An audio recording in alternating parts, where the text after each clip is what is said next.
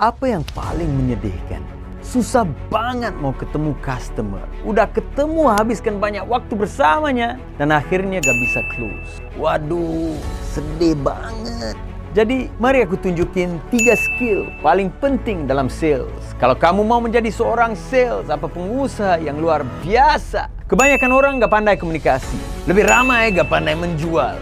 Dan hampir gak ada yang pinter closing. Kalau kamu pengusaha, apa orang sales, Anda bertanggung jawab untuk closing. Bukan menjual doang. Mungkin Anda harus closing dalam suasana presentasi. Apa di toko, apa di telepon, apa showroom, apa rumah ke rumah. Mungkin juga di hadapan sejumlah orang. Kebanyakan orang sales gak paham. Mereka pinter nyari prospek. Hebat bina hubungan.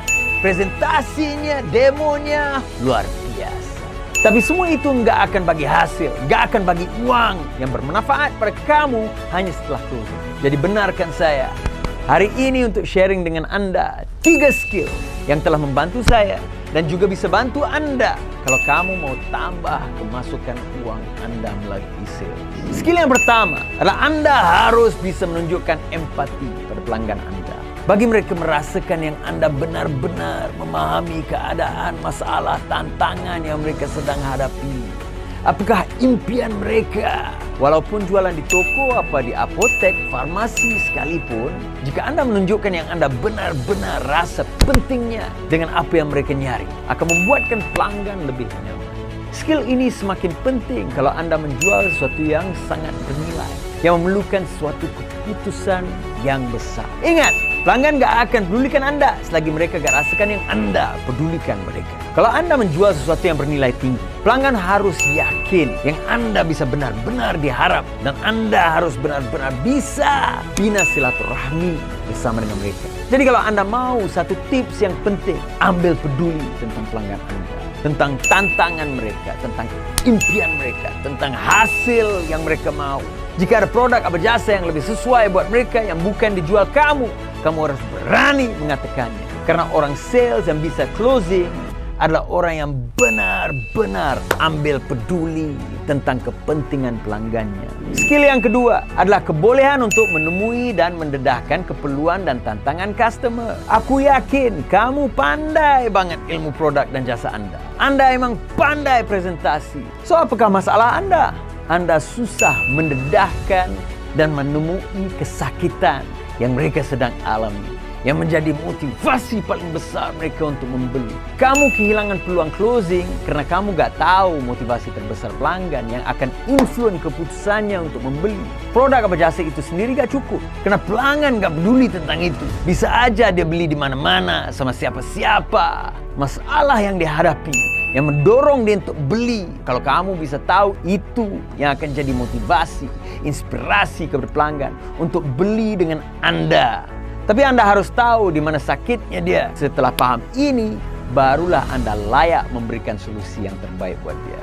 Jangan jual produk atau jasa. Sesuaikan produk atau jasa Anda sebagai solusi terbaik yang dia perlukan. Jika Anda hanya melempar kehebatan produk dan jasa tanpa memberikan solusi terbaik untuk keperluannya, mereka gak akan termotivasi untuk membeli. Itulah waktunya Anda akan banyak berhadapan objeksi, rejeksi. Bagus juga ya, tapi harus pikir dulu. Nantilah kontakkan lagi. Biasa dengar, sakitnya tuh di sini, di dalam hatiku. Terasa begitu? Ini berlaku karena dia gak nampak solusi ini menangani tantangannya 100%. Kadang customer sendiri juga gak paham apa masalahnya. Jadi gimana dia mau yakin dengan solusinya? Realitasnya, kita sebagai orang sales yang harus jelasin dulu. Bagi dia yakin dulu dengan masalahnya, dengan tantangannya. Baru solusi kamu akan bernilai tinggi kepadanya. Skill yang ketiga, Anda harus mempunyai kebolehan untuk mengatasi objeksi dan rejeksi. Selalu dalam sales meeting, pasti Anda diskusi tentang objeksi dan cara menjawabnya. Itu bagus sekali. Tapi ramai yang nggak tahu bahwa pada ketika pelanggan memberikan Anda objeksi, mereka udah benar-benar mempercayai objeksi mereka itu. Dan dengan menentang objeksi itu, hanya akan membuka jalan kepada egois pelanggan tidak menyetujui Anda pada ketika itu. Membuat pelanggan mempunyai benteng bersama dengan Anda. Pasti dia akan blokir jawaban kita. Kayak main boxing. Pukulan gak bisa tembus selagi masih ada benteng. Ingat, pelanggan gak bisa buat keputusan jika masih ada persoalan dalam pemikirannya. Jadi cara yang efektif adalah untuk tidak menunggu pelanggan memberikan objeksi itu. Sewaktu presentasi, udah dimasukkan segala persoalan dan solusi yang kita bisa dapat supaya di penghujungnya objeksi itu tidak menjadi persoalan lagi. Jika masih ada benteng, kita perlu menurunkan benteng itu sebelum kita memberi jawaban atau solusi. Saya ada satu lagi video di mana saya sharing formula fulus. Formula fulus untuk menangani objeksi dan juga cara psikologi yang lebih detail dalam program training saya. Dan kalau Anda mau lebih detail, mau belajar psikologi untuk menangani objeksi, bisa join training saya menggunakan teknik verbal aikido.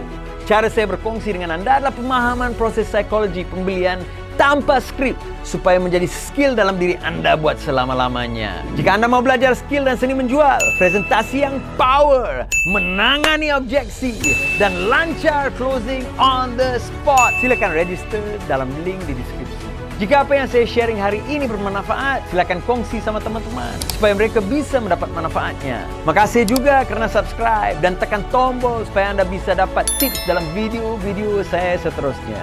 Saya mendoakan Anda semakin sukses, berjaya, kaya, raya, bergaya, dan bersama-sama lagi dengan saya.